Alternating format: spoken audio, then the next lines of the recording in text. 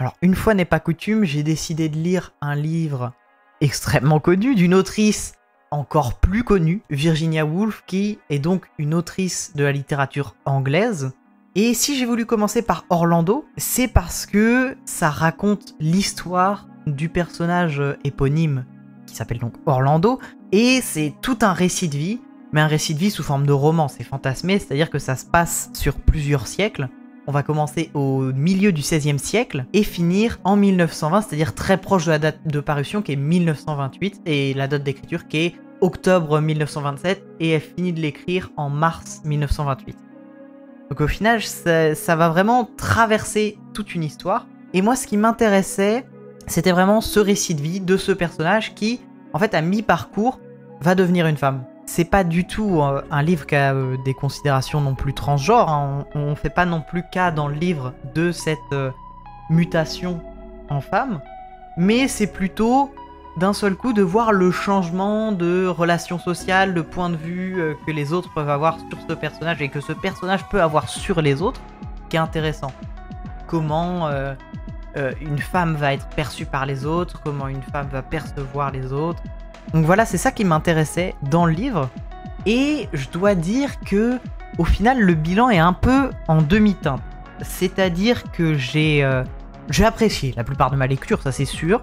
Mais il y a des moments qui me sont complètement passés au-dessus. En fait, comme c'est quelque chose qui va se passer sur plusieurs siècles, Orlando, c'est pas le seul point de focalisation du livre. Et c'est peut-être ça qui m'a induit en erreur, parce que c'est le titre. Mais c'est aussi beaucoup l'histoire de l'Angleterre. Enfin, pas l'histoire avec un grand H, mais l'histoire de la littérature plutôt. L'histoire, beaucoup des poètes, elle va beaucoup s'intéresser aux poètes anglais. Et certains moments me sont vraiment beaucoup plus passés au-dessus. Notamment des moments beaucoup plus presque burlesques, un peu dans la comédie. Si vous avez déjà vu par exemple des comédies de Molière, les comédies ballets, et bien toutes ces parties un peu ballet, burlesque, opéra qui sont un peu déconnectées de l'histoire.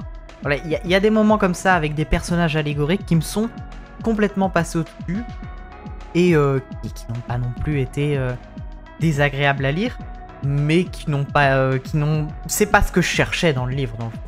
Mais au final, je trouve que après la page 150, ce qui est un peu avant le milieu du livre, du coup, après cette métamorphose donc en femme, il trouve tout son intérêt, enfin tout l'intérêt que je venais encore une fois lui chercher de ce changement de point de vue, et c'est traité vraiment assez intelligemment dans le sens où ça va beaucoup se jouer du lecteur. Par exemple, elle va faire, Virginia Woolf va faire une affirmation comme si cela coulait de source, une affirmation qui va nous paraître choquante, alarmante sur ce qu'est une femme, où est la place d'une femme, ce que doit faire une femme.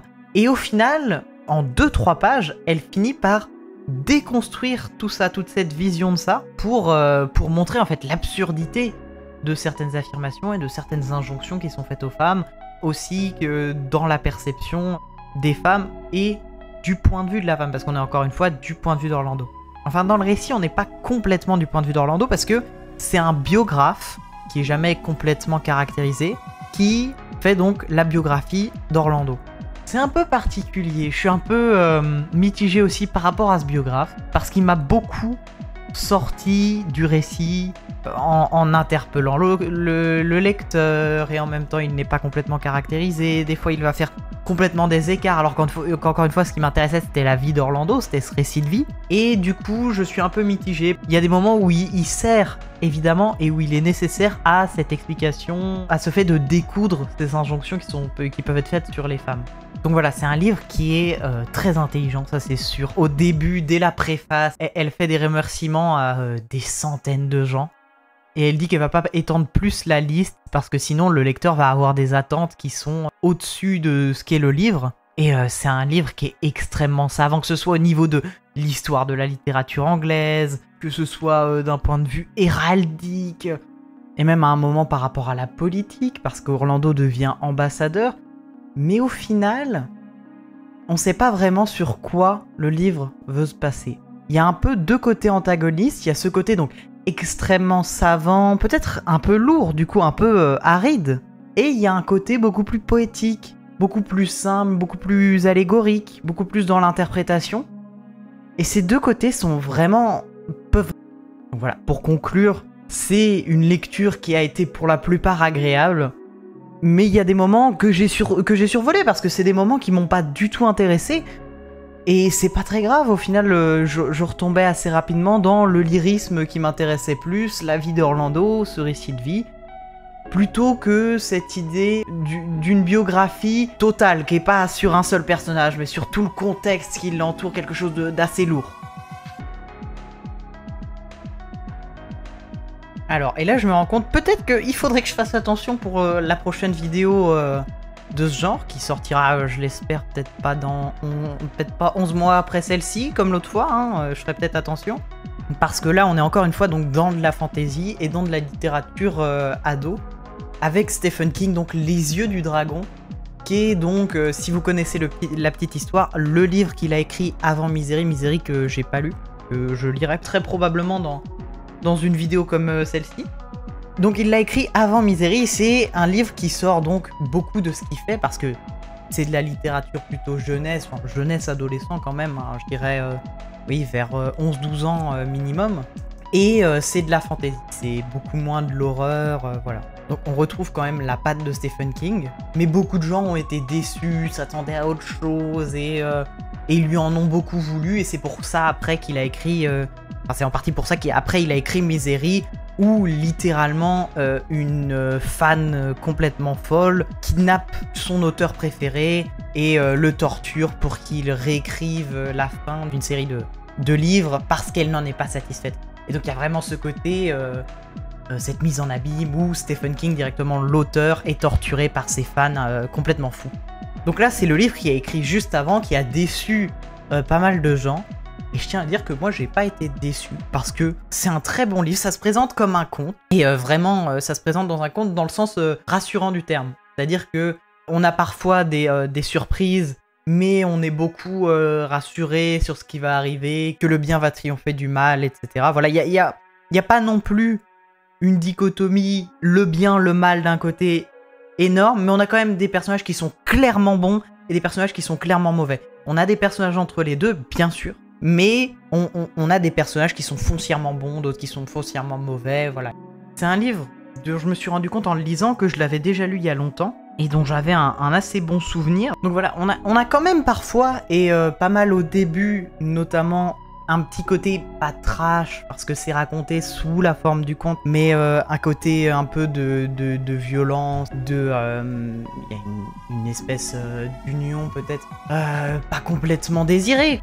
On a quand même à un moment une forme de viol, mais c'est raconté sous la forme d'un conte, voilà, c'est quelque chose qui n'est pas mentionné de façon trash. Mais on retrouve quand même la patte de Stephen King, c'est-à-dire que tout est très efficace.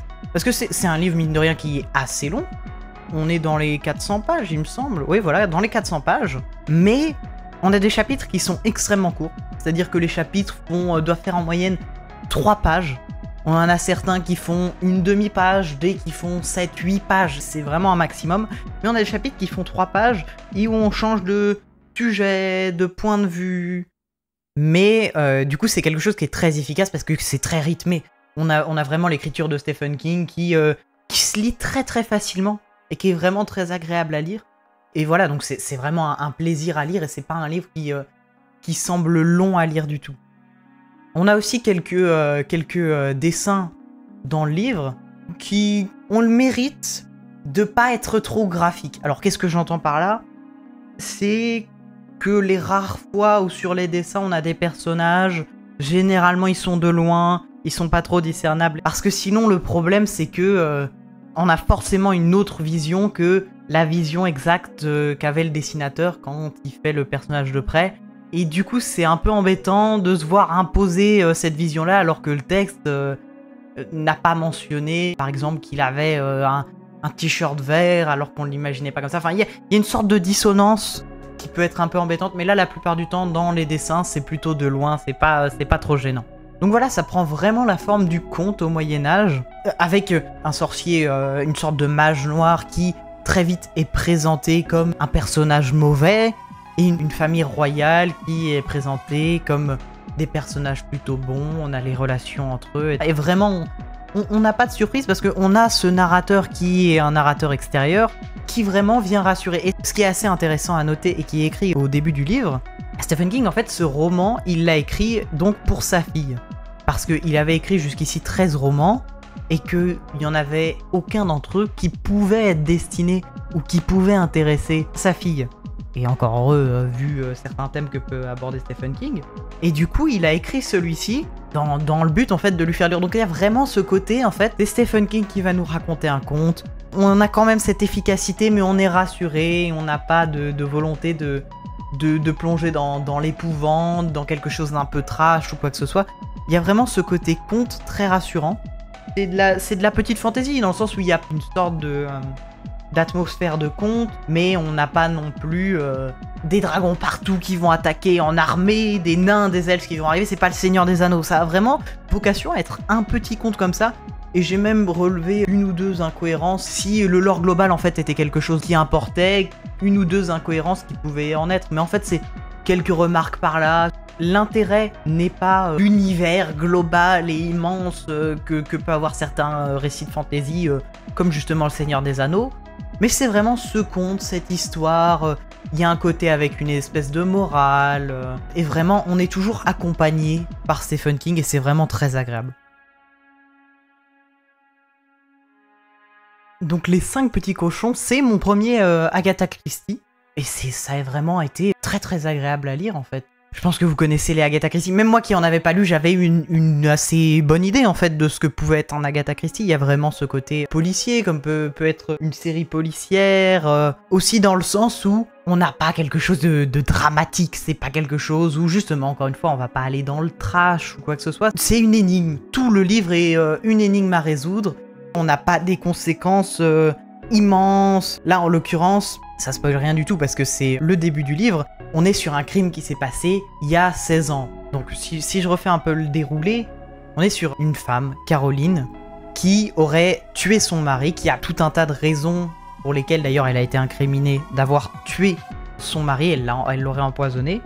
Mais sa fille, 16 ans après qu'elle ait été emprisonnée et qu'elle soit morte en prison, vient voir Hercule Poirot donc pour qu'il élucide cette enquête parce qu'on n'a pas de certitude. Il y a énormément de choses même assez accablantes, mais on n'a pas de certitude. Et aussi parce qu'elle a une lettre qui lui a été envoyée par sa mère depuis la prison qui lui certifie qu'elle n'est pas coupable, voilà. Et donc, comme le nom du livre le laisse sans douter, en fait on a, sur la base donc d'une petite chansonnette pour enfants dont se rappelle Hercule Poirot, 5 personnages qui ont tous à voir avec le crime.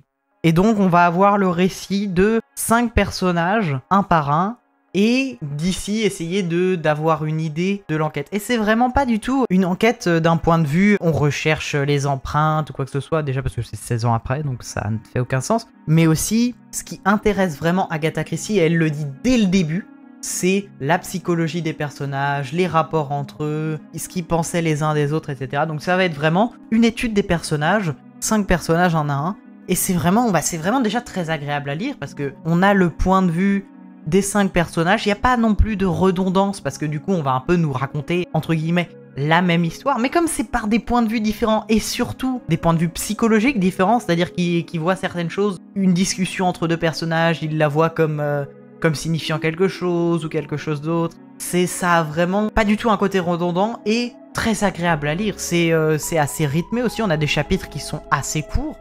Et on peut voir d'ailleurs dans mes notes de lecture, et c'est peut-être celui où, de tous ceux qu'on a fait, c'est celui où je vous déconseille le plus de lire les notes de lecture. C'est même pas je vous déconseille, mieux vaut pas lire les notes de lecture avant de lire le livre, ou même en même temps, parce que au fur et à mesure, du coup, ce qui est très bien, c'est que je me fais mes petites hypothèses, je me dis, ah, donc ça veut dire ça, donc peut-être qu'il faut voir ça d'un autre point de vue, etc. Et c'est vraiment...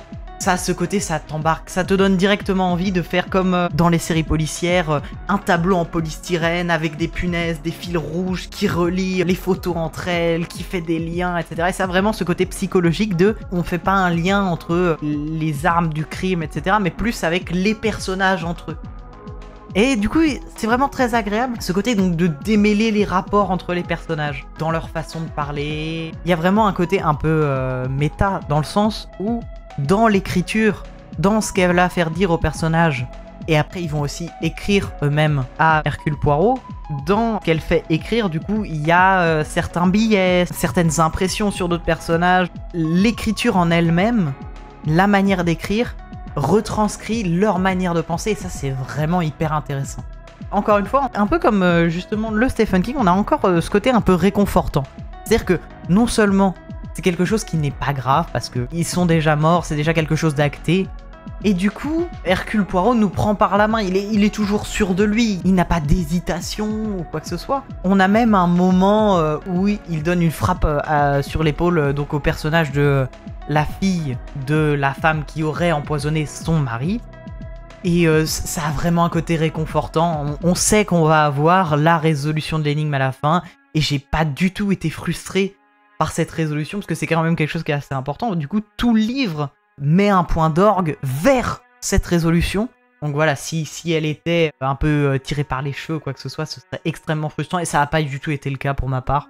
Tout semblait logique, et en même temps, je me suis fait complètement avoir, quoi. Aucune de mes hypothèses, je n'avais jamais bon à 100% en fait. C'est assez impressionnant, parce que quand on re-regarde, juste après avoir fini le livre, en y repensant, on a vraiment l'impression que toutes les clés en fait étaient dans nos mains, mais voilà, il y a cette espèce de logique, il y a quelque chose de rassurant, dans le sens où c'est pas grave de pas avoir réussi à tout remettre, c'est vraiment, il y a ce côté jeu, il y a ce côté énigme, c'est pas grave de pas avoir réussi à recoller toutes les pièces du puzzle, d'avoir échafaudé des théories qui en fait sont démontées 20 pages plus tard et ont plus aucun sens, parce que voilà, il y a le côté presque performance de regardez tout ce qui a été échafaudé, tout ce que j'ai mis en place tout le long du récit pour le révéler dans les 20 pages de fin, quoi. Et donc il y a vraiment ce côté rassurant, et même il y a un côté très good vibes, quoi. C'est quelque chose qui se lit avec le sourire, quoi. Il n'y a pas du tout d'accablant, de drame. Voilà, cette légèreté qui vraiment fait chaud au cœur, et en plus c'est très très bien écrit.